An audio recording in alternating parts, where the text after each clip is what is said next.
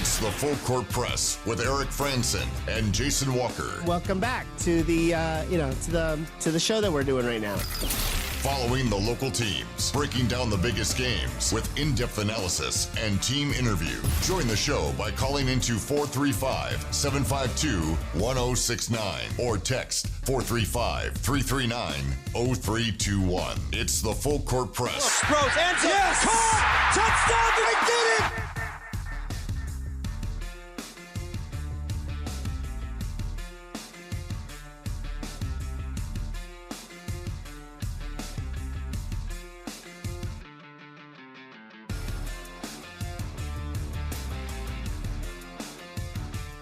Welcome on in to the Full Court Press. Jason Walker here with Eric Frandsen on 106.9 FM, 1390 AM The Fan. Streaming online at 1069thefan.com and on the 1069 The Fan mobile app. And, of course, on our podcast feed over on, 1069thefan.com and on the mobile app. And, pretty much wherever you can get your podcasts, you can find us. Just search for the Full Court Press, and you should be able to find us. So here on a Thursday, doing a little better keeping track of the days of the week now that I'm not sick. Aggies coming off of a win yesterday, a pretty big win, another historic win for the Aggies. We'll get into the details as quick as we can because we are unfortunately on another shortened edition of the show. We're in until 4:27. And the Mammoth will be taking on, as I referred to it earlier, they'll be taking on the Miami Hurricanes when I was talking to Eric. They will be taking on the Hurricanes, but not in Miami. It'll be in Raleigh, North Carolina. Yeah, Raleigh. That's where the Hurricanes are located. That was the other part of our conversation is which Carolina is. Yeah, you can tell how close we follow hockey. Yeah. We knew it was the Hurricanes. Well, I followed Carolina the Hurricanes. We didn't know where. Which Carolina state? I mean, I follow the NFL, and I was like, well, which one is the Carolina Panthers in? Like, I don't remember that one either. It's one of the two. There's two of them. But it's what it is. So we will Charlotte. There we go. The power of Google. Yes, thank you. Can do a lot of wonderful things. Yes. So we will, as we have the rest of the week when this has been happening, where the Mammoth have been on this road swing, this East Coast swing, shortening a lot of our shows. We will have an extended edition of the show on our podcast feed. So those of you listening on our podcast feed, nothing's really going to change except we'll only have pretty much the 1 hour. Those of you who listen live, if you don't listen to our podcast feed, this would be a great time to check out our podcast feed if you're not able to listen, since we won't be able to listen to more than about a half hour of our content. So without further ado, we don't have time to dilly-dally. Let's get into the major topic that we have to go over today during our live portion, and that is Utah State's win over Wyoming last night. Just absolutely cruising to a win there. As I kind of put it in my recap afterward, the game was competitive for all of 120 seconds. And after that, it was all Aggies. They were down 4-2 as Wyoming hit a couple early baskets, and then the Aggies go on a 13-0 run. Take the lead. They were up 15-4, and then the lead got as high as like 38. And in the end, this ended up being the largest margin of victory the Aggies have ever had against Wyoming in a series that dates back to the 1950s. So a lot of games have been played in this series, and neither team has had a win as dominant as this one ever, much less in the Mountain West era. That is an often repeated phrase that you've had to come up with here this season in Mountain West Conference play, Jason. This is not the first time Utah State has had an historic win over a conference opponent this season. Yeah, so I posted this last night where here's the list of things that have happened for the first time in the series, or if they've been the largest of something in the series between Utah State and various other teams in the Mountain West. So we have, as I just mentioned, largest margin of victory against Wyoming in the 46 games of this series. It's 32 points. It was also the most points scored against Wyoming in that series. The Aggies also had their largest margin of victory against Colorado State in a 73-game series there when they won by 42 points earlier this year. They also had the most points scored against Air Force in the 37-game series against the Falcons, and then most points scored against Boise State in the 62-game series between the Aggies and Broncos. So yeah, it is happening a lot. There's a lot of historic victories for the Aggies in conference play. Some of them against teams that, Air Force isn't fantastic. But then you've had these games against pretty decent teams, Wyoming and Colorado State. They're not great teams, but they're decent teams. And then Boise State, a team that's now on a 4-game winning streak. They're beating up on some other teams. Yeah. And the Aggies housed them, by 40 in their own venue. Like, that's not quite by, it was like 30-something. But, that's something that the Aggies are repeatedly doing in this game, or in these games. Yeah, in these games. So, yeah, it just makes those games against Grand Canyon and UNLV just even more frustrating. There were different reasons for both, but last night Utah State was on full display. Like at Colorado State, we saw what they could do defensively in response. But last night was a full display of when they're on at every facet of the game, defensively and offensively. It was a complete undressing of the Wyoming Cowboys. And Wyoming, they're not the best team. We talked about this last night. They're not really elite in anything particular. They're an okay team, but they're not really great in a couple of different areas. But Utah State played like an elite team last night. A very good team facing a team that's kind of average. Wyoming had one of its best players back. Didn't matter. Utah State just continued to attack their zone. A little surprised with the lack of adjustments by Sundance Wicks. Utah State just continued to attack their zone and embarrass them, and they just kept sticking with it, which was a little surprising. They didn't try to switch that up and go man or different aspects of it. But nonetheless, great performances all around. I mean, Colby King coming off the bench was on fire. Great to see Tucker Anderson in there hitting shots. Last night was a confidence game for Utah State, just in time for probably the biggest matchup of the year with San Diego State coming to town on Saturday. Yeah, it was, kind of. I lost my train of thought. I was looking at something else. With Wyoming going with the zone, I think a big part of that was just Wyoming probably assuming that Utah State hadn't shot the ball particularly well from outside in the last few games, and they're like, I don't know, let's test it and see if Utah State ends up, being able to shoot out of the zone. And, well, it turns out they can. If you give the Aggies a bunch of wide open 3-pointers. 34 3-point shot attempts. Yeah, and to be honest, if it weren't for garbage time, where the Aggies missed 8 3-pointers in garbage time, the final percentages of this game in 3-pointers don't really tell the story, because the Aggies shot 38% from 3, which is kind of middle of the road, like in the, maybe upper parts of the middle of the road. It's their 10th best day 3-point shooting wise out of 20 games. So pretty much almost exactly middle of the pack. But with about 6-ish minutes to go before they cycled in Jordy Barnes and Luke Kearney and some of these guys who were jacking 3-pointers at the end of the game, but just they weren't going in for whatever reason. Yeah, Luke and Jordy 0 for 6. Yeah, between the two of them. Yeah, so they accounted wasn't too pretty, but yeah, they accounted for a lot of those misses. So the Aggies were shooting 50% from the field before those final 8 garbage time 3-pointers that they bricked. And, if they shoot half decent from there, the Aggies would have, gotten 100+ points. They would have been north of 100. They went cold in garbage time, which at that point, the only thing that matters for that is the metric. So the Aggies just shot Wyoming out of that zone, or I guess Wyoming kept in that zone. But it was like, I think in that sense, it ends up kind of being a failure of coaching, because it's like, can you go to a zone and say, we're going to just let them try and shoot us out of the zone? I was like, no, the Aggies didn't shoot poorly from 3 against teams like, Grand Canyon and UNLV because, like, the Aggies just missed wide open 3-pointers. There was some of that.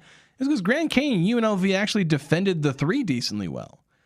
And even Colorado State. Like, Wyoming just didn't defend the 3 particularly well. The Aggies were finding themselves wide open from 3 all over the place. Yeah, which was super surprising to me. With all their length, I thought that Wyoming could have posed a bigger challenge at defending the 3, but they didn't utilize it. I mean, Sundance Sundance Wicks, tongue twister. He was barking at his guys a lot. Like, his team was not on the same page that he was on. And he was barking at his guys for not being in the right places, not understanding shot clock, and a few other things. Yeah. And so he was letting them have it. And Utah State just continued to expose their weaknesses, and they never could quite figure it out. Yeah, and some of that was also just, Utah State just being good. Like, Utah State is a good offensive team, and we've seen this from them before, so it was nice to kind of see the Aggies get back to that. Yeah. And, you had, 65 points against Colorado State. Some of that was basically one bad half from Utah State against Colorado State, but still only 65 points there. You're in the 70s against Nevada, Grand Canyon, and UNLV. This after the Aggies had gone for 93-plus points in 4 out of their first 5 games of Mountain West play. They then averaged like 72 points over the next 4 games. Still, went 2-2 in those games, but heck, that was, you tripled your loss total in that span. So the Aggies weren't doing what they were capable of on offense. So you'd like to see them get back to that. And as you kind of mentioned with the San Diego State game coming up, it's basically and at New Mexico right after it. This is the perfect time to be getting back into an offensive groove. You're going to be facing 2 really good defenses in San Diego State and New Mexico. And obviously 2 massive matchups where these are arguably the 2 best teams that Utah State will face all year, New Mexico and San Diego State. Yeah, absolutely. And in Grand Canyon, that's going to be a spicy game when they come back here. And they've proven to be a solid team in the Mountain West. But they had a mental collapse at Nevada the other night, which we detailed. But you're right. San Diego State, New Mexico, those are the cream of the crop. Among Utah State is in that mix too. Those are the teams Utah State has to perform well against, because those are your quad 1 opportunities when you face those teams, or high quad 2 if you're hosting. So these are really big games for the Aggies. They needed a good offensive game. They had a great defensive performance against Colorado State after giving up way too much defensively. But now they've answered with, yes, we can play defense, but we can still also play offense. We can figure this out. And it was balanced last night. Guys contributing all over the place. I love what I'm seeing with Adlan Elamine. No, he didn't score a ton of points. He's had games where he's scored more points. But you look at his stat line, and it's a clear indication of just how he's developing as a young player. He's still just a true freshman. 9 points. 1 of 2 from 3. 5 rebounds. Perfect at the free throw line. 5 assists. 4 steals. I mean, the guy was everywhere, doing a lot of different things. And so what an roster upgrade that he has been for Utah State. And they need him continue to play with confidence at a high level. Yeah, and the thing that sticks out to me about Adlan Elamine's development, and it does come, like, you look at the assists. His previous career high in assists was 2. And it was probably just a pass along to somebody who was wide open from 3 for most of those. Adlan Elamine has gone from somebody who would stand in the corner and hit a 3-pointer if he passed to him. He then went to a guy who would begin attacking the closeout and go to the rim. And now he's someone who, with the ball in his hand, is beginning to make, reads and decisions based off what the defense is doing. They put the ball in his hand and said, all right, attack the defense. And don't just do it in one specific way. I remember clearly there was one drive where he just starts driving into the paint and then draws the defense in, kicks out for a wide open 3-pointer. Like, Elamine is developing his on-ball game, which some of that is scoring, yes. And there's some improvements, like, for instance, his finishing, I think, could stand to be a little bit better around the rim in the half court. But he's improving his ability to get to the rim, put pressure on the defense as a scorer, not just be someone who takes what comes to him and doesn't generate anything more. He's beginning to put pressure on the defense the way that Mason Falslev does, the way that MJ Collins does. Obviously, he's not doing it to the same degree because he's still young, he's still a freshman.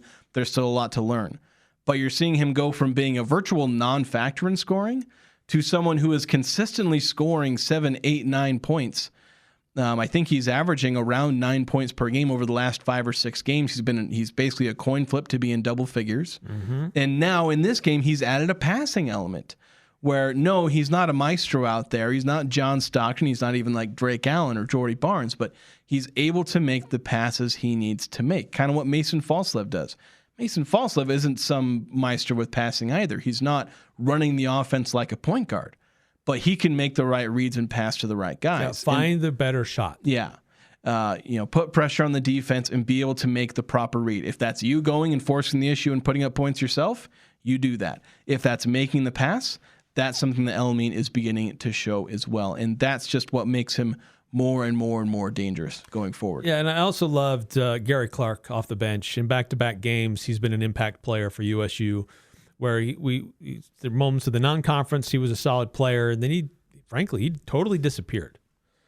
And we only saw him maybe a few minutes here or there in games. And the Aggies needed him big time in some of their games, and he wasn't there. He wasn't available. He'd play, but he wasn't doing what he needed to do.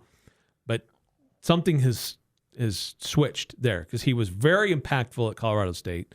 I thought he played a really impact role off the bench for Utah State last night as well. 13 points, 5 boards, just really doing a solid job of anchoring that low post. Because Zach Keller, quiet night for him. That's okay. Gary Clark took care of picking up the business, and another really solid night for him off the bench. Well, and what I really liked was that Gary Clark did have another game where he got into foul trouble. He came in about 4 minutes into the game, and then he left. So he checked in at 15:44.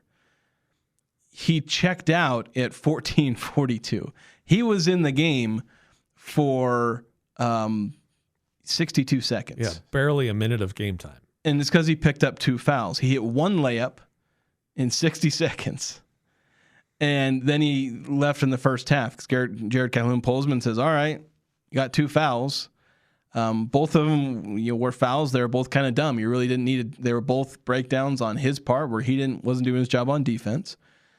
So he gets taken out. But in other games this year, we've seen Jared Calhoun pull him after he picks up 2 fouls in the first half and then never put him in again.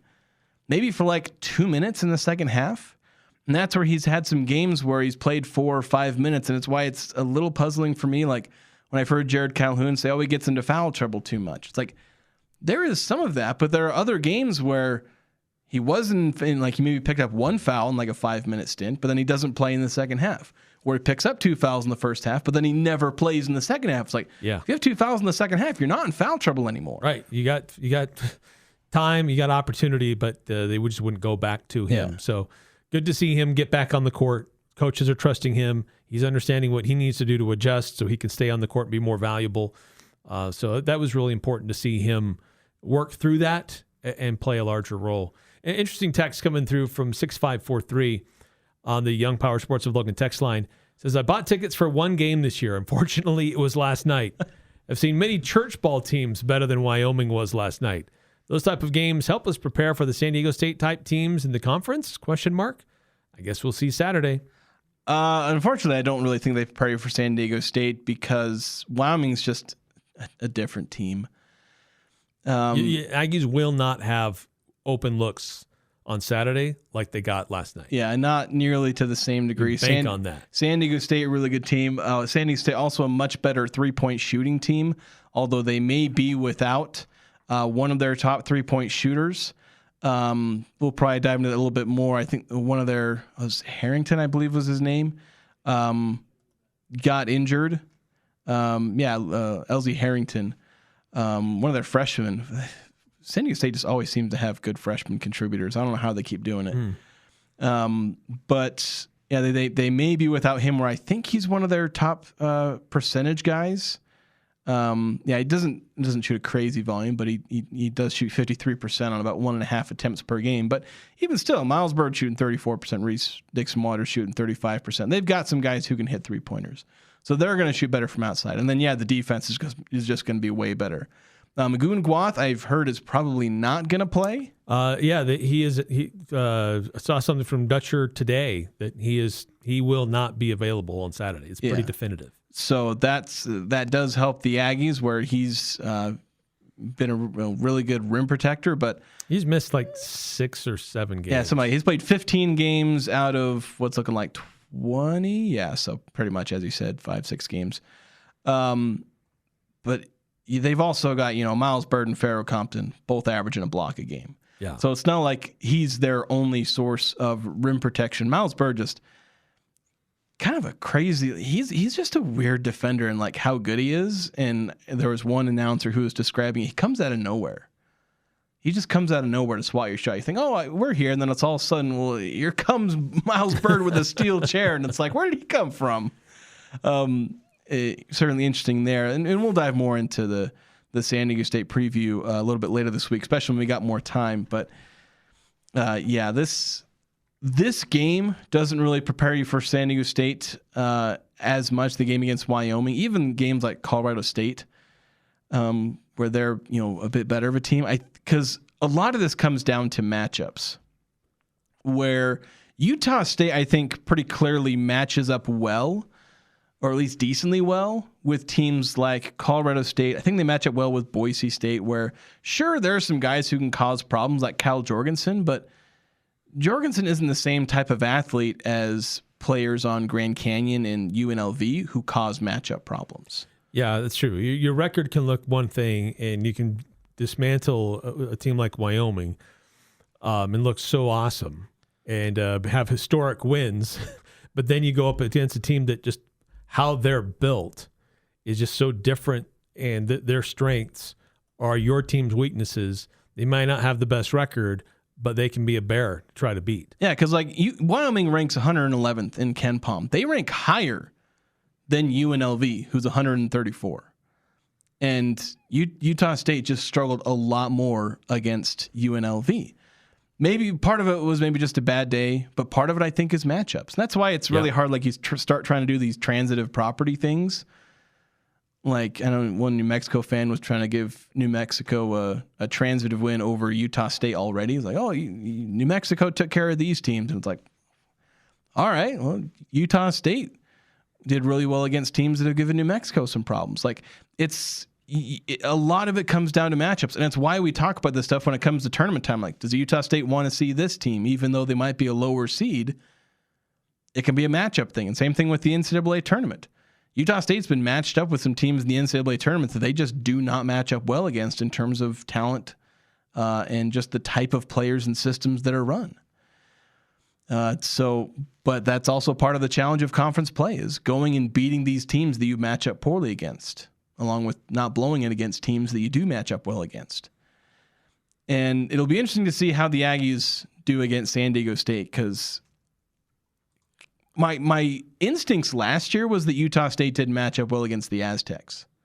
The Aggies swept them, beat them on the road, needed a last-second shot to do so, but then won somewhat comfortably at home over the Aztecs. Yeah, and I want to get back to the text's point about, does this game prepare you for San Diego State? Yeah. And I just want to circle back to something I said at the very top of the show. Well, this doesn't maybe test Utah State in a way to refine them for a more difficult defensive team or even more on-point offensive team. What last night did was boost confidence for some guys who have been struggling with their confidence. Gary Clark now in back-to-back games has played a big role to help Utah State's success in their last 2 wins. He's going to be playing with more confidence now going up against an elite defensive presence in the low post. Tucker Anderson has been quiet. Seen him a little bit in games here and there. Sometimes coach was just trying to find something. But last night, he was making some shots. Now, is he going to play a large role on Saturday? I don't know. We might not even see him. But these guys are building confidence. Winning on the road from being down at Colorado State, battling back from double digits to get a win on the road, and then blowing out a team at a level that's never been done before. Those are things that build your confidence, and confidence and momentum are real things. Those are really important when you're going up against another really good team.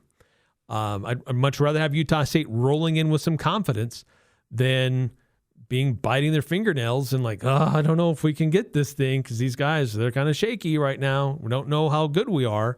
I'd rather have a team rolling into this matchup with some wind at their back. Yeah, and I think that's a great point. Like, you always want your bounce back game to be against the easy teams, and to have those confidence builders. And I think a couple of things that will really help is, one, like, Utah State finally got a bit of rest. They've been playing a lot of games in quick succession. And then they get 4 days rest. There were 5 days. They went, January 23rd to January 28th. And this one will be a bit quicker of a turnaround. But look at how much minutes that the Aggies were playing. MJ Collins plays 21. Mason Falsov plays 23. They only played 2/3 of a game. All these guys. So they didn't have to spend a whole lot of time on the court exerting themselves, and of course Mason Falsov and MJ Collins spent half the time trying to battle with their own eyes. MJ having his contacts get knocked out twice, and Mason getting poked in the eye. But yeah, this is a good game for the Aggies to at least get into rhythm, even if the action itself isn't preparing them for what's coming up on Saturday. That's going to do it for us in the live portion of today's show. Keep it tuned on the podcast feed, or go to the podcast feed to catch the bonus audio.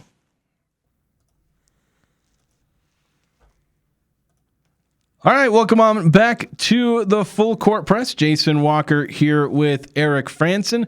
Bonus audio time now. We're no longer on the live on the radio. Those of you listening on our podcast feed, you won't have noticed too much other than a break of about that might be almost 5 seconds of silence. I'm going to have to edit that out. Oh, the nerve. wait. The patience of our fans, of our listeners. So let's continue the conversation. We were finishing up talking about Utah State against Wyoming. I don't know if there's too much else to go over. I mean, we were already starting to talk about San Diego State. That's kind of how interesting this game was. Like, I felt like my written recap was kind of like Utah State won. They won by a lot. A lot of things happened. And there are a lot of sub-stories. Colby King having a really nice bounce-back game where he'd been struggling, and then he made a couple of plays late against Colorado State. Didn't have a statistically dominant game against Colorado State. But then he goes for 20 points. His most points scored since 2023. 2 whole schools ago for him, back when he was at Tulane. He scored 22 points in some midseason game while he was with Tulane. So, so him going for 20 in this one. I have MJ Collins, who was plus 37 in only 21 minutes of play. We went on and on about Adlin Elamine. And we highlighted Gary Clark and Carson Templin doing well. He only played 13 minutes, but he still put up 8 points and had 3 rebounds. So a lot of good performances from a bunch of different players in their own kind of small way. But let's talk about kind of the Mountain West as we will step back a little bit. Utah State and San Diego State are going to play for the right to first place in the Mountain West, or at least I guess in that case it would be to force a tie if the Aggies won. San Diego State could take a multiple game lead over the Aggies and Lobos, as San Diego State beat New Mexico earlier this year. If they beat the Aggies, then San Diego State would be 10-1 with second and third place, well, a tie for second place between Utah State and New Mexico, who would be 8-2 each, or I think. If I'm doing the math right. I feel like I'm not doing that math right. They would both have 2 losses, or no, they both, or they'd each have 3 losses. Well, no, New Mexico would be. Who are you looking at again? I'm trying to do the math. I was trying to think of the standings. So San Diego State's 9-1. Yeah, so they're 9-1. Utah State and New Mexico are 8-2. So actually, so here's how it works. So assuming that New Mexico actually won their game this Saturday, they're playing San Jose.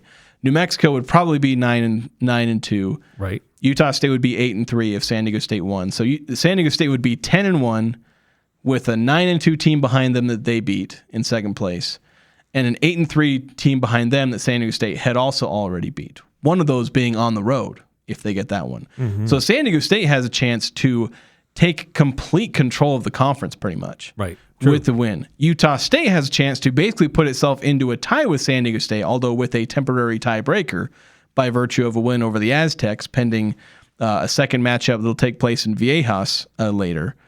And then Utah State would then have to go to the pit and invade and get a win there to maintain a tie for first place with the Aztecs. Because then if they lost to New Mexico, then that would create a first place tie between the Lobos and Aztecs.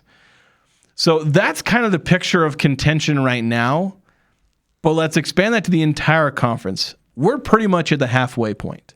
Right. A lot of teams have played 10 games, halfway. There are some that have not yet played 10 games. Grand Canyon's only played 9 games, UNLV's only played 9, and Fresno and Air Force have only played 9 games. So they have not gotten to the halfway point. But San Diego State, Utah State, New Mexico, Nevada, like the top 4 teams in the conference in the standings, have all hit that halfway point. So at this stage, Eric, do you think that there are any true contenders outside of that top 3 that I was confusingly going over the potential for any one of them to be in first place or in a tie for first place in the coming days? Out of the top 3, so basically you're looking at Nevada, Grand Canyon, UNLV, and Boise. Do any of them strike fear into the hearts of the Aggies, Aztecs, and Lobos? I only say Grand Canyon because they beat San Diego State and Utah State. Granted, that was on their floor, but they've shown the potential to play with and beat the top in the conference. So I think they're a team that shouldn't be ignored. That could still be within striking distance. Boise State is turning things around, but they have too many losses already. They're not going to make up for it. UNLV is way too inconsistent. Nevada, I don't know about Nevada. Like they got lucky the other night. They did flat out got lucky that Grand Canyon had a team-wide brain fart. They should have won that game. Their fans were disgusted. Their fans were leaving. But somehow they found a way to win because Grand Canyon had a brain fart and forgot how to play in the last 10 seconds. Forgot how to hit free throws, too. Yeah. That's a mess. It's probably not even 10 seconds, last 5 seconds. But so I'm not really sure. I think Nevada's a good team, but I don't know that they're really in contention to be the top team. The only thing with Grand Canyon, and they're kind of in the same group, but Grand Canyon has shown an ability that when they really want to, they can compete with the best. How will they do on the road with that, though? We're starting to see. Like they struggled in a tight moment in Reno. How will they look in San Diego? How will they look in Logan? But they're probably the only team outside of the top 3 that raises an eyebrow a little bit. Yeah, I think to me, and I've brought up this point before, and of course people have brought up this point before me, and I'm kind of stealing from them, but the question becomes who manages to get those games on the road? And that's one question that I'm kind of starting to raise now with Grand Canyon. Do they manage? They can clearly win games at home. Yeah, because you're right. Because if you want to be the top of the league, you have to beat good teams on the road. You can't just hold court at home. You have to be able to beat top teams on the road. So far, Grand Canyon hasn't proven they can do that. Who else has proven they can do that? Well, Utah State hasn't played in San Diego. They haven't played in Albuquerque. They haven't played in Reno.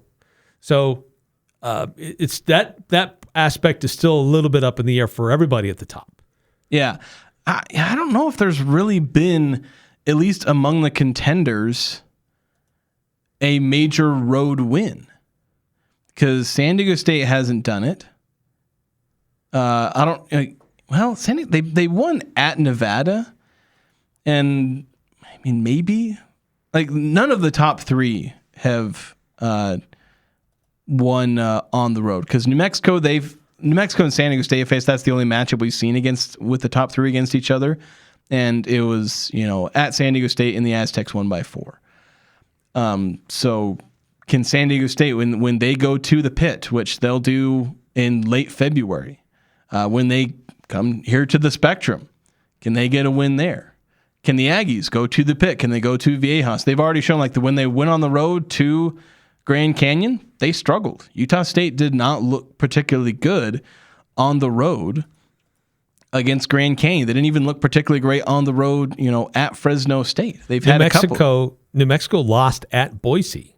Yeah, they lost in late December. Which that's one where it's I'm not sure whether to count that as a great road win because you look at Grand Canyon, they won at Boise. Utah State won at Boise. Of course, was that really a road game for the Aggies? True. But New Mexico, their 2 conference losses at Boise State, at San Diego State. So Yeah. they haven't really proven that they can beat good teams on the road. Yeah, and so that really may well end up being the divider between, and it's kind of been that way in previous years. You look at last year, Utah State won key games at home. They did lose a game at home to New Mexico. Of course, New Mexico, they get a win in the Spectrum, and they end up going 17-3. They won a bunch of road games in conference play. But you look at teams like San Diego State and Boise State last year. Those are the teams that finished 4th and 5th. They were the teams that were winning at home for the most part, but were losing on the road. Boise State lost in Logan. San Diego State lost in Logan. Those same teams losing at New Mexico, losing at Colorado State for the most part. So that will kind of end up being what separates these teams so far, because right now, I don't think there's a whole lot separating any of San Diego State, Utah State, and New Mexico, at least in what we've seen on the court. Each one of them has had a slip up at some point. Each one of them has had a game that they really shouldn't have lost. San Diego State shouldn't have lost that game to Grand Canyon. Utah State shouldn't have lost to UNLV. New Mexico really shouldn't have lost their game at Boise, probably, at least the way Boise was playing at that stage of the game. So, each of these teams has had their night where they just weren't having it. And we've really only seen one clash of the Titans at the top. And it was a good game. But it's going to come down to who steals that game on the road and who slips up the least from this point on. So that just puts that much more importance, as if there wasn't enough already, for Utah State to play well at home on Saturday. Yeah, if Utah State loses that game at San Diego State, mathematically it doesn't ruin their chances at a title, but you end up losing a lot of ground. They already lost ground and gave up a big chunk of ground by losing to UNLV. They should not have lost that game, and it's not a backbreaker. It's not a killer. Sometimes you're just going to have that. New Mexico lost to San Jose last year. It's going to happen, but it means you have to make up for that somewhere else, which New Mexico ultimately did. They won games on the road. They defended their home court. They made up for that, but it took a Herculean effort in going 17-3 in conference play, which is really tough to go to win that many games in Mountain West play. So Utah State lost a bit of ground there, but don't give up any more ground. Don't lose another home game, because if you lose 2 home games in Mountain West play, that's generally enough to sink your chances at winning a regular season title. Can you still finish in the top 2 or 3? Sure. But you're not going to win a title losing 2 games at home unless you then go on to win 10 road games. But that's typically not going to happen. No. That's kind of the view of the conference, where we're going to see which teams win on the road. And then kind of alongside that, it's like, how many times do you lose on the road to Nevada, Grand Canyon, and UNLV? Because those are games that you kind of, they're a lot more of a coin flip.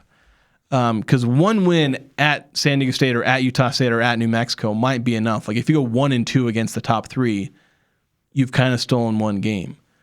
You're not necessarily expected to win those on the road, but you're kind of expected to win at Nevada, at Grand Canyon, at UNLV, maybe even at Boise. Yeah, how do you perform in the middle tier? Yeah, it's like, how can you because at that point you've got to be at worst splitting all those road games or winning most or all of them.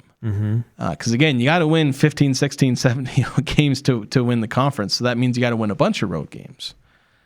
So we'll see how those go.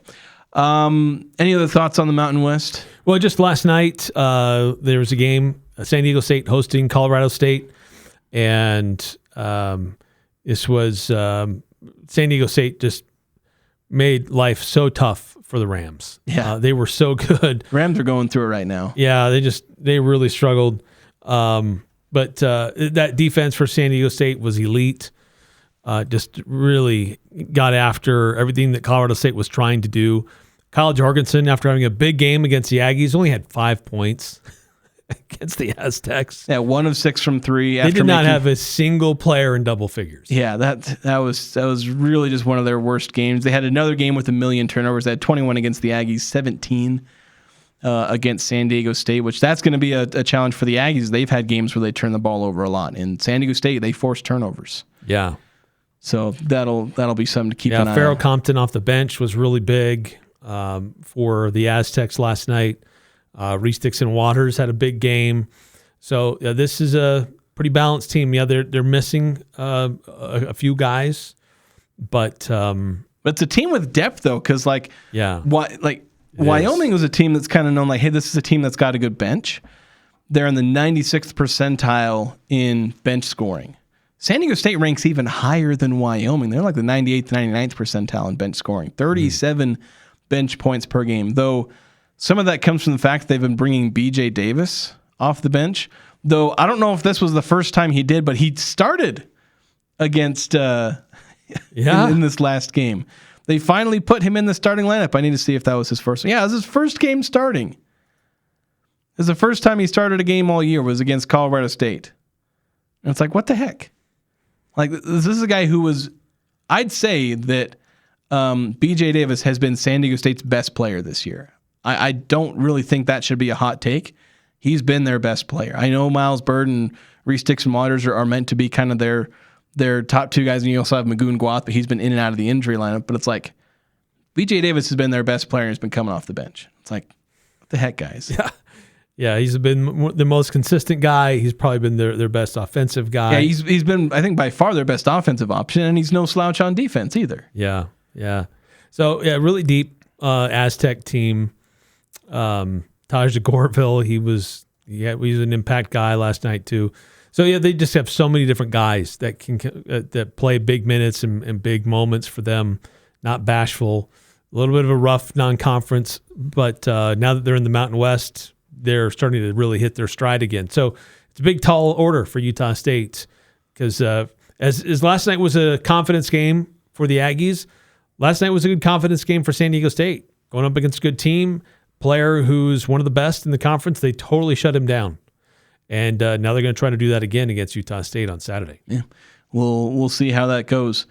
Let's shift our conversation over to the most important thing for our show, and that is conference realignment and expansion, or just conference talk, because there's not really expansion or realignment discussion today, though we did go over that kind of at length in, what was it, our Monday or Tuesday? I think that was Tuesday. I think it was our Tuesday kind of on our Monday podcast was definitely feed. more basketball focused, and Tuesday was more Pac-12 and conference expansion discussion. Yeah, so if you want to hear our thoughts on that, if you didn't catch our Tuesday, kind of our bonus content that we didn't run on the live portion, you can go check that out.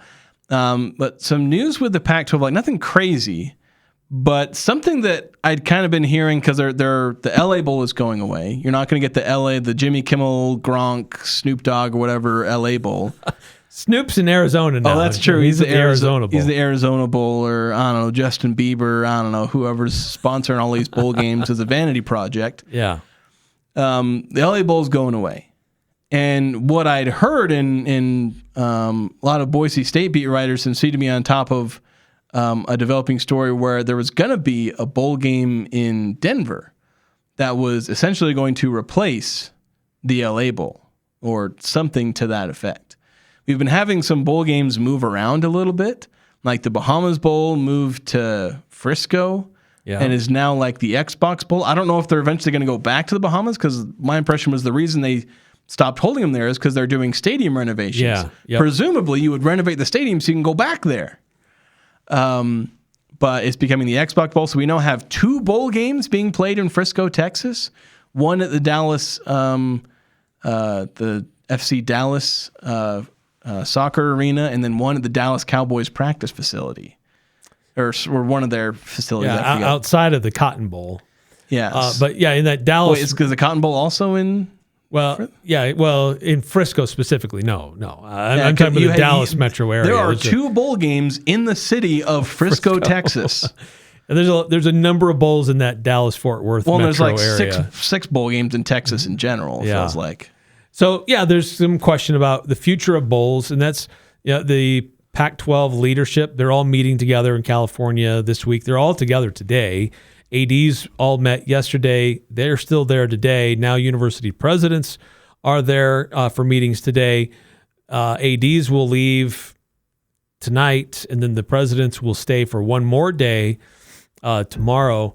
But part of the discussion is football scheduling, but also what's the bowl situation and how do we determine a champion in football? But the bowl situation is kind of tenuous. Now, the Mountain West had a bunch of bowl tie-ins. Now, they're not going to have, they're going to have not quite as many teams, but they'll still have a good number of teams. Do they keep or are they able to secure those bowl tie-ins, or do some of those shift to the Pac-12? Does the Pac-12 need to come up with some new bowls? I don't know. I think that they need to try to find out and change some things, because some bowls were kind of holdover remnant bowls that were attached to the Pac-12 based on how it used to look. They have these long-term bowl agreements, but I don't think they're going to really keep those intact per se. So it is kind of interesting how they're trying to rework this and figure out what we want. First priority, we want to make sure the best team of our conference is in the college football playoff. How do we ensure and help our top teams to be involved in the college football playoff? That's priority number one. Priority number two, for other teams that are bowl eligible, how do they get into good bowls that have good payouts, that are easy to get to, that will have some national relevance? So those are some things they're trying to figure out, but I don't know that what those options really are, because bowls are diminishing. Outside of the college football playoff, any other bowl is diminishing in its importance, relevance, and care factor. Yeah, and so that makes it difficult to bring up any new bowl, because like you have bowl games that have some history and they're generally able to get some attendance, although it is declining. Like the Potato Bowl, there's barely any fans in the stadium. It's been a minute since I've been to the New Mexico Bowl, or even a couple of different bowl games in Texas. But I think what you may end up seeing is, maybe the Pac-12 pulls at one of the Mountain West tie-ins, but I think you also probably end up seeing one or more bowl games become a Mountain West versus Pac-12. So it's not that the Pac-12 takes away a bowl game from the Mountain West, but like, say the Potato Bowl, that's Mountain West versus MAC. Like, is the Potato Bowl going to get these schools from the MAC to show up? Like, I don't know. How much more interesting would that bowl now become when you have teams that are regionally make sense, easier to get to, and they used to be conference members. Now they're not, most of them at least. Yeah. And there's going to be a little spice there, like, which is their better conference, really? Yeah, because like the only way that a Mountain West versus MAC Potato Bowl is interesting is if Northern Illinois is the team from the Mountain West, which admittedly, that would be better than any Mountain West versus Pac-12 matchup. Northern Illinois going up against one of its old rivals now they've gone to the Mountain West. Like, that would be pretty cool, but like, that's a one-trick pony. Because I think something that would be kind of good in a weird way is basically for the Pac-12 in the Mountain West to basically kind of milk this rivalry that they are developing for themselves, this conference rivalry of, hey, these are the two conferences in the West. Have them going at each other. Have those matchups lean into it. Yeah, lean into it. Like New Mexico fans don't, in UNLV, they do not like the Pac-12. They're, I see so much hate spewed from those, anytime something mildly bad happens to anybody in the Pac-12 or the future Pac-12, UNLV and New Mexico fans are dancing on the grave. And to be honest, the Pac-12 gives it back to a degree, making fun of the Mountain West for getting left behind and all that. And like, as long as it's not getting toxic, that's like what college sports is. It's rivalries and stuff. And right. I'd prefer it to be over teams and not conferences, because, rooting for your conference feels like a much more recent thing where it's like, you used to hate everyone in your conference, not root for everyone in your conference. But whatever. I think cultures change. It's not necessarily inherently a bad thing. It's just maybe a little bit weird. But yeah, like lean into this rivalry, and that's where bowl games can be like, where hey, because everyone can, even though the bowl games are kind of going out of interest, people still at the end of every year are comparing bowl games. Like, how did you do in your bowl games? Which conference had the best record? And it gets used as ammo for who's the better conference. Like the SEC took all kinds of flack, me, myself included. I threw a couple of shots at the SEC over essentially their bowl game performance, like how poorly they performed in the playoff and bowl games against other power conference teams. Like, imagine the Mountain West and Pac-12 having like 3 different bowl games against each other potentially. Like, that's something that can really fuel rivalries, especially where, at least in the short term, these are still going to be rivalries even when they're cross conferences. Well, and what do TV executives want? They want to make sure they've got a sure bet when they're trying to determine which games that they're going to highlight on their precious airtime. They want to make sure that the choices that they make are going to be interesting, that will gather interest, gather eyeballs. And what better way to do that than saying, we know there's a rivalry here between these two schools, between these two conferences. Like, we know there's a little bit of extra sauce that's going on here. So we will elevate that to a priority on our broadcast network, whether it's from choosing to broadcast it or not on one of their cable extended network deep channels, or to elevate that up to one of the main networks, which has that possibility. Yeah. So, yeah, we'll see exactly how all this kind of comes about, the bowl system. And there are a lot of people who are throwing out ideas on maybe how to fix bowl season, including like moving it to the beginning of the season, although I know Bronco Mendenhall just hated that idea from the onset. Yeah. So if coaches don't like it, then and I know Bronco's one coach, but we'll see if that idea gets pushed. But at the very least, like, the Pac-12 is going to try and get as many bowl tie-ins as it can, as opposed to being like left out and being like, okay, when all these other bowl games are done picking at everyone else, they'll come to the Pac-12. It's like, no, you want to be at the top of the pecking order, because that way you're getting into the best bowl games. But you also got to get into bowl games that are like not on the East Coast, because some of those have some of the best payouts, but like, you know, are Fresno State fans going to fly out to one of the Carolinas, to Charleston or whatever, right, to some of these bowls, and again in one of the the 13 colonies and whatnot? They're not going all the way out there, and so that's not going to be a good bowl matchup. It might be a nice payout, but then you're not making any. You might not even make money, even if with the good payout, because you can't sell any tickets, and you're spending a crap ton on travel. Like for Utah State, that'd be a net negative if they went out to the East bowls Coast. Even if you got like a $500,000 or $1 million payout, you're not making any money. The best thing that would happen at that point is some exposure, which you might not even get, because some bowl games are doing fine, but a lot of bowl games aren't doing as well on TV. So yeah, we'll see exactly how that works out. But the creation of new bowl games might not work, because like I kind of led this by talking about a bowl game in Denver that was being planned. That apparently got axed. Right. They're not doing it. The TV interest just wasn't at the level that it needed to be. Yeah, which TV interest is probably all you have for a bowl game taking place in Denver in December. Yeah. Yeah. Cold weather. I mean, the Colorado folks are hardy folks, but yeah, playing in freezing cold, and especially if you're a visitor, like you go to Denver in December and it's like, you're never going back. Right. If it's like South Florida. Yeah. There's playing, only one, I don't know, New Mexico, or I guess a Fresno State or somebody out of the Pac-12. There's only one reason to go to Denver in December, and that's to ski. Like that's and mind you, a lot of people love doing that. Yeah. But that's what you do, because you're dressed warmly, as opposed to sitting on a cold bench for 4 hours, because that's how long these college bowl games last these days. Yeah, I saw a lot of hardy fans there at the Broncos the other night, but that's totally different animal. Totally different animal. So yeah, figuring out bowl games, bowl tie-ins, it's a real thing. And ultimately, as we've said, this comes down to money and exposure. Pac-12 is chasing both right now. And one thing that they're also that we're learning, at least reports suggest, that the money that they thought they were going to be getting from TV revenue, generally speaking, outside of bowl games, but just generally, not what it was initially made out to be. Some reports were that they would get around like $10 to $12 million per school with this new media deal, but then nobody leaked any details about it. And so that was concern number one. If nobody leaks the details aren't worth leaking.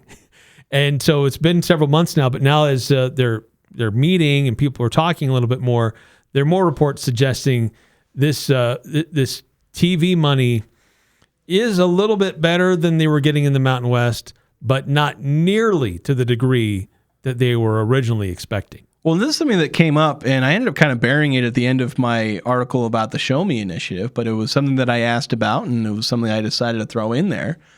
And I know at least some people caught on to it when I saw comments on social media, but I asked Cam Walker about the Pac-12 money, kind of generally, but he ended up kind of hinting that, the money wasn't as good as they were hoping for. Yeah, I think it'll help a little bit long term. The few years in the thing are a little lean, not worse than where we were, but a little leaner than maybe we anticipated. But the key to the Pac is the growth and the opportunities for growth. And there's just tremendous upside.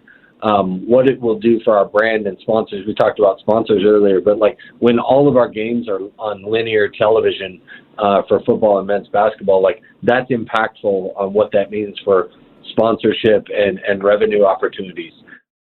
Yeah, and this was something that we were discussing and debating, like which direction would the Pac-12 go, because part of the undoing of the original Pac-12 was a flirtation with these nonlinear platforms, Apple and Prime and others.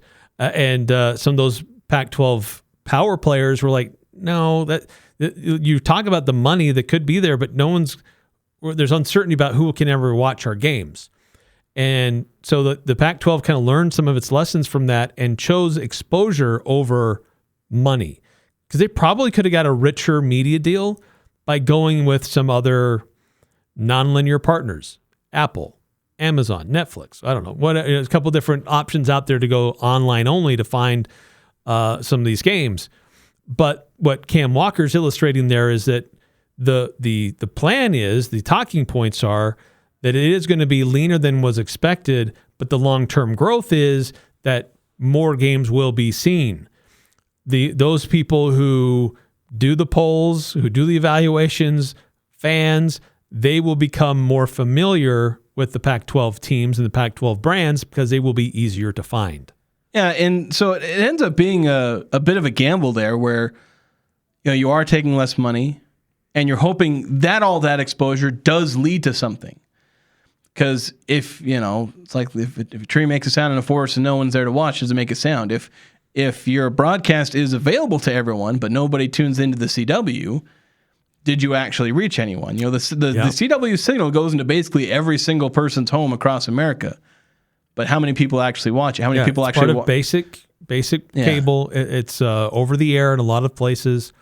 So it is easier to find. But you're right. The CW is trying to grow as a brand that does sports, but it's not really known as a sports channel. Yeah, and so there is work to do. Like, the potential is there, and I agree with the premise that Cam Walker's working with, that you explained, because we had this conversation, as you said, a while ago, and if I remember right, I stuck up for it then. If I didn't, then I reserve the right to change my mind. But, like, that potential is there, but do acknowledge that it is a gamble. Like, you are putting yourself out there on less popular networks with the hope that you can become popular, but, like, if people see what's going on, like, hey, they're following Utah State, and like Utah State is, maybe they're like 9-1, and you have these, social media channels that are, like the Sickos Committee or whatnot, people who try to capitalize on the like basically non-power conference, or like they're trying to hype up the group of six. They're bringing them out of obscurity. Yeah, they're like the Sickos, the people who focus on the things that aren't necessarily popular. If Utah State's like 9-1, they're playing a really tight game, and they're like, go watch this game. They're on the CW, and people are like, do I have that? Well, yeah, you do. If the Pac-12 generates interest by how they're playing in football or basketball, like, people will gravitate to that. They'll say, hey, we want to go watch this, and it becomes interesting. And anyone can watch it, and that'll raise ratings. But that requires the Pac-12 to be doing interesting things, because if they're not interesting, yeah, sure, they'll be in front of everyone. Or if they're not having good seasons, they're not doing anything interesting, they're not making waves, everyone can watch them, but nobody will. So a lot of that onus is on the Pac-12. And there is an aspect where they're not getting as much money, which does hurt, like, because this is a kind of a zero-sum money game in a lot of ways. Make more money, you tend to be more successful. But if they're able to do more with less, it'll result in more down the line because those media deals will become more popular. The CW and USA Network and CBS will have to pay more money for the right to keep the Pac-12 on their airwaves. And then everyone benefits down the line. Yeah, the CW, what is the other one? USA Sports. As a USA Sports or USA Network, I forget what I think I called them USA Network in my article, but it's one of those two. There might be a difference, but not as widely known as places to find college football or college basketball. Like CBS Sports Network, yep. You can go find a game there. FS1, yep. That's a sports channel. You're going to find a game there. CW, Arrow and the Flash. I mean, those aren't going anymore, but yeah. I mean, those are some of the programs that it was known for. And it's trying to become more known for sports. USA used to do sports, went away from it, and now they're just I think they were doing NASCAR at one point. Trying to fill inventory and create more demand. Because we're seeing, just speaking generally, saw this report actually today, Comcast reporting significant declines year over year in its television portfolio, except for in live sports, which continues to climb. So the other linear programs are seeing this because in time shifting, when people watch whatever they want, whenever they want, you can do that. But live sports is just one of those things that you really can't do that to. So if you still want to watch and consume live sports or sports generally, you generally do it live. And so those programs that have the rights for that live broadcast, those become even more and more valuable. So it is kind of an upstart conference. There makes sense that they're on an upstart channel or channels. Would it be better if they were on ESPN or FS1 or CBS Sports Network? Probably, but at this point they're trying to take what they can get, and those other platforms, while they may be more resonant with fans, they already have a lot of inventory that's being filled. They don't have a lot of new space.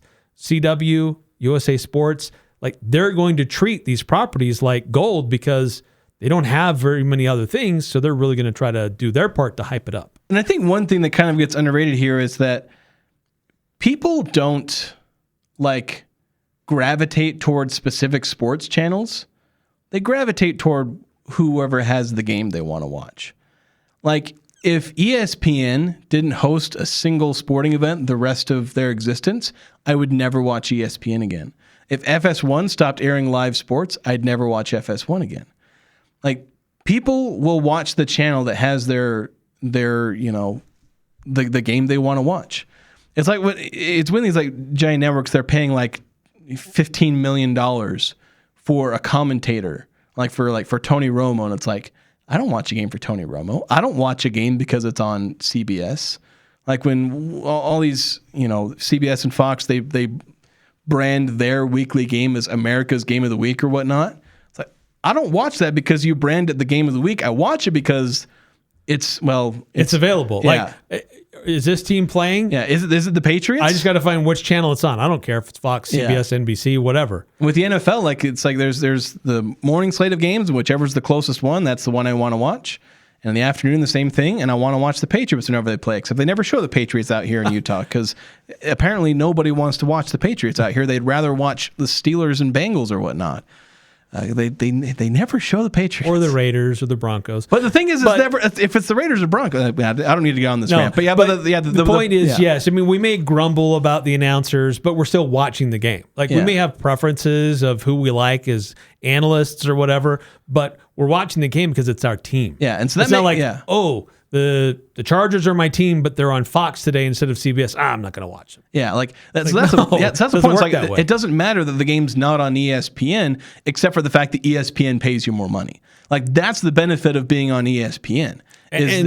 It is easier to find. It's a default place to find stuff. And people do tend to go to ESPN. Like if they're saying I'm going to turn on a random college football game, they are more likely to go to ESPN. Right. ESPN is probably the first channel people would go to find a game. Yeah. So like branch out from there. So there's not nothing behind ESPN, being on ESPN. because it's that national audience. But like, if you're, again, there are more people who have access to the CW than have access to ESPN in a lot of ways. True. And also, like, if the Pac-12 was to go to like Apple TV or something like that, or Amazon, like, I don't watch Thursday night football games because I don't have Prime. And I ain't buying it because I don't care. Like, even if the Patriots are playing on Thursday, I'll be So like, that's whatever. one of those few cases that kind of buck the trend that we were just talking about. Yeah, Like where finding it's- your team wherever the channel, except if you have to do a subscription Yeah. to actually see it, then that is a barrier. Yeah, but like, I'm kind of an exception there where, like, if it was the Patriots, maybe I'd try to find a way to like get Prime for like a week or so. But if I was a more dedicated fan, I've kind of lost some of the spark of my fandom for a lot of teams. But there are probably more people who would maybe get it for like that 1 week. So like, if the Pac-12 were on Prime, a bunch of Pac-12 fans would, I mean, they probably already have it, or some of them already have it, or Apple TV. But like, the point of going on the CW is to meet fans where they're at, especially the non-Pac-12 fans, because you can kind of count on that fan base. But like, you're not gonna, like a random fan. Like, so for instance, for me, like, there was one time where the U.S. women's national team was playing a game, and I was like, oh, I want to go watch that game. They're playing a big game. And then I found out I didn't have that channel or streaming network. And I was like, all right, well, that sucks. I'm not watching the game. And so someone like me who's a casual fan, that they're targeting me, they want me. I'm the difference between them having massive viewership and just their diehards. They didn't get me because they were on a network that I didn't have and that a lot of people didn't have. Yeah. And so if you're not a Pac-12 fan, and you hear that week it's San Diego State and Boise State, who are both like 10-1, they're playing for the right to host the Pac-12 championship game, and it's like, oh, well, it's on Apple TV. Well, I don't have Apple TV because it's one of 16 different streaming platforms, and I just don't happen to have that one because I don't like it. Well, then they're not going to watch the game, and that could happen. There might be 1,000 or 10,000 or 100,000 people that are like that are, well, I don't have that, so I'm not watching the game. And you miss out on a bunch of people who would otherwise watch the game. Right. But Yeah. if suddenly you're in the middle of the third quarter and social media is blowing up because there's this massively competitive game happening between Pac-12 teams, and again, it blows up on social media, and everyone's like, "Go to this game." If it's on the CW, then people are going to go watch it because they can all watch it, and so that ends up being the benefit of being on an easy to get platform. And the advantage too for the Pac-12 is that the CW also has an agreement with the ACC, so you have access to different audiences, especially on the East Coast.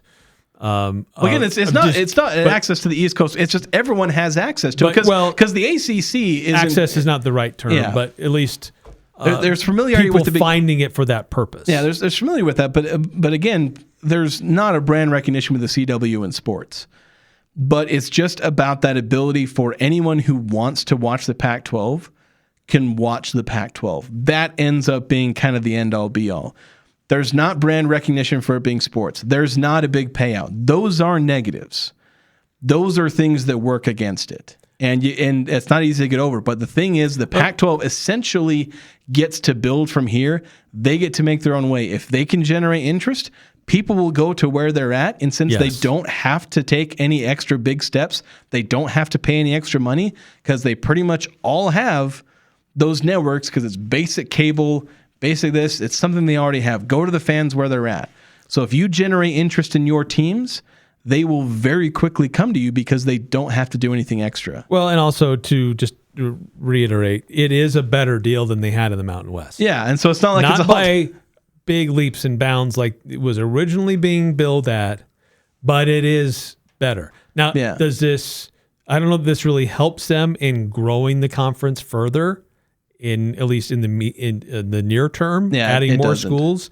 This hurts that. If it really was $12 million to $15 million per school, it would be easy to pry away North Texas, Memphis, a couple other schools potentially. But if it's like $7 million, you're not going to pull those teams away because it's marginally different than what they're already getting, and they also have to pay an exit fee and all this other stuff. So for them, it's not financially feasible for them to make that move. Yeah, and I think that's why the Pac-12 just couldn't get anyone from the American to come over, is even though they were promising the world, they were promising probably double what they're going to end up getting in media, where it's probably going to be around $7 or $8 million a year, and they were promising $15 million a year. Yeah, that's why no one from the American jumped, because it was obviously not a good deal for them. But that's where the Pac-12 has to build. They are not what they were hoping to be in terms of media. They are better than what they were going to be with the Mountain West, and so that's a positive for itself. So long as you don't lose, more money from this lawsuit and don't spend it on legal fees anyway, like the Pac-12 is going to be better off, both from just a raw, you are getting more money, but also in the potential, because the Mountain West is running into a bit of a dead end, where their only expansion options at this point are FCS teams and, New Mexico State. Like, they are on kind of their last legs of, they've got to build up, and they don't really have good legs to stand on anyway. Your flagship schools are UNLV, who we'll see they're in massive debt and aren't getting your bribe money. So we'll see if they can, can they even pay their coach next year? Yeah. And Air Force, your other flagship school, looks to be on the downhill in every sport, potentially including football. So once Calhoun decides to call it a day, good night, Irene. Yeah. So, with Wyoming, can New Mexico, and the thing is, we talked about this earlier this week, New Mexico and UNLV may end up hopping for the Pac-12 anyway in a few years when the grant of rights. So, the Pac-12 has an upward trajectory. And so while they're not starting from the point they thought they were going to and what they were promising they were going to start at, that's still an attainable goal. Whereas the Mountain West, they'll never get to that range. But the Pac-12 can get to that range. They can get to that value eventually, and potentially even in the near future, enough to the point where they could end up drawing some of those schools from the American. It's just right now, they're not there. Yeah. So yeah, they still got some work to do. But they gotta they gotta do well in the field or on the court. They got to create interesting storylines. And I think getting back to one of the original topics, I think they need to do scheduling agreements with the Mountain West. It makes sense for both conferences, regionally, financially, storylines. It makes a ton of sense for these conferences to be playing each other in a lot of different sports. And they've got to figure out what their football scheduling looks like and what their bowl tie-ins look like. So very, very important couple of days taking place in California. I'd imagine early next week we'll start to see a little bit more about what they've decided on and how they're moving forward. Yeah, so it'll be an exciting time. Yeah, it'll be nice to finally get some more of that news, and instead of just speculation, be like, oh, what's happening here? It's like we'll get some ideas and we'll have some things to talk about and to see is what they end up planning going to help them achieve all of these goals? Because as we're kind of saying, they have to earn everything they get. I think the Pac-12, with Oregon State and Washington State, they were hoping that they would still be on the pedestal that the Pac-12 name gives them, but the pedestal is a little lower than they were hoping. So, right. But again, it's still in a better position than it could have been. I think that was about it for our topics on the extra portion of the pod. Did we have one more? Yeah, no, I think that's pretty much it. We've already kind of covered this. There was a post from Scott Herco. He's a research scholar about some of the stuff about Pac-12 football media deal. It really doesn't add much more detail than we've already discussed, but just about how the Pac-12 is kind of in a tough situation because its member institutions, well, they might be, some are successful in football. They just don't have big media markets. And so their opportunity to get a bigger media deal is always going to be a bit of a challenge for them. Yeah. And I just summed up all of his words and his graphs. And well, I mean, just being two sentences. Just being in a non-power conference is a struggle because at this point, it's not so much media market, it's brand recognition. If you how big of a media market is Tuscaloosa, Alabama? I can tell you. Alabama is in the 45th media market. That's solid. Yeah. But isn't Salt Lake in the 28? Yeah. And what kind of brand recognition does Alabama have versus BYU? BYU fans would tell you that it's equal. It's not. It's not. Yeah, Alabama doesn't come from a very big media market, but it transcends that. It's a national program. And the problem now is that we're pretty well entrenched in brand recognition. We've had 100 years to establish brand recognition. Yeah. It would take another 100 years to reverse that trend. Right. Or maybe 20 or 30, because Nebraska used to be a national brand and now it's Nebraska. But True. so maybe 20 or 30 years. And I guess, heck, Miami, they were kind of that same way. When I was born, they were relevant, and now this year helped. But Okay, so since we're talking about this, media markets. we're gonna dive back in another 20 minutes here. We're gonna keep going. I know, just quickly. So Washington State, there's an interesting graph here that he puts together with. It has a Sagarin ranking. Excuse me. So it's based on your football. This is football based. So how good you were in football. So Indiana was number 1, and then it also has your Nielsen TV or DMA ranking, your market area. And so Indiana in football, number 1, their media market, 25. Okay, so you look at this, and 1 through 23 in the football, they were all power programs. And then you have James Madison, which kind of stands out kind of on its own. They were ranked 24th in this Sagarin and in the number 56 media market. And then you keep going down, and it's another long list of power programs until you get down to North Texas, because they're in Dallas, and that's number 4 media market. But then you come down and you try to find the highest ranked team in the future Pac-12. That would be Washington State, 57th, and they're in the 66th media market.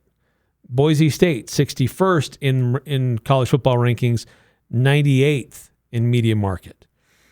San Diego State, 69th in football, 30th in media. Texas State, 77th in football, 31st in media, because they put them, I think, in the San Antonio market is where they put them. Fresno State, 80th football team, 55th media market. And you have to keep going down a ways to find some of these other schools. Utah State, 91st, but they put them in the Salt Lake media market, which is 28th. And to me, it's less about media market and more about metro area population base, which, mind you, a lot of that correlates with media market, because media markets often tend to be about population, things like that. But it's what can your fan base do in terms of donations, attendance, things like that, which... But yeah, I think there's going to be some crossover, but... And some of the challenges here, Texas State, they're in the middle. They don't really part of the Austin market. Yeah. They're not really part of San Antonio. Utah State, they're 80 miles away from Salt Lake. Colorado State, they're part of the Denver metro, considered part of the Denver market, which is 17th, but they're similar to Utah State. They're like 90 to 100 miles away from Denver. So are they really part of those media markets? Yeah. And technically they are, but do they really capture that audience? Yeah, and that's where it comes back to the fact that a lot of teams are entrenched.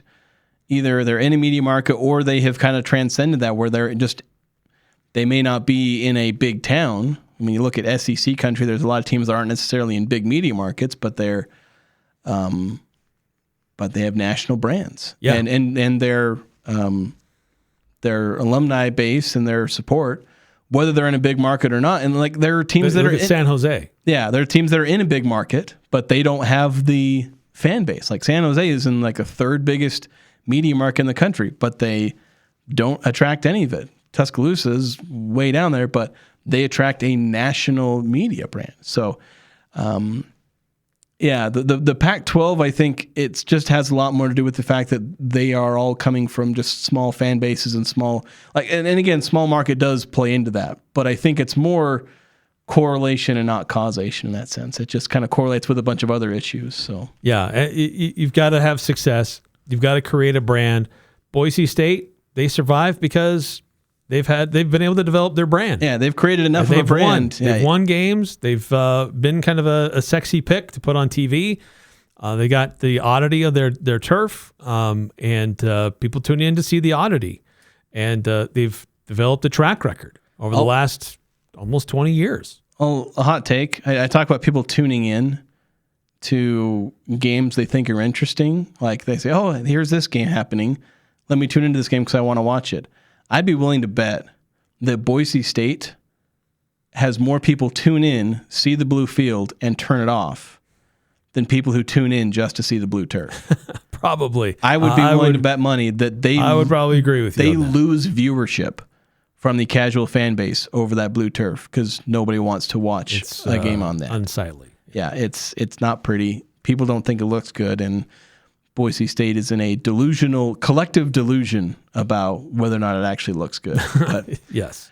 that's the end of my rants there. That's getting to it for us here on the Full Court Press. Extra long. We got about an hour and 20 minutes worth of content in total. So we've given you most of a full show, and hey, without commercial breaks for the last hour or so with this. But we do want to thank a couple of our sponsors. Young Power Sports of Logan, they sponsor our text line, as well as Mountain Valley Heating and Air, and then Napa Auto Parts.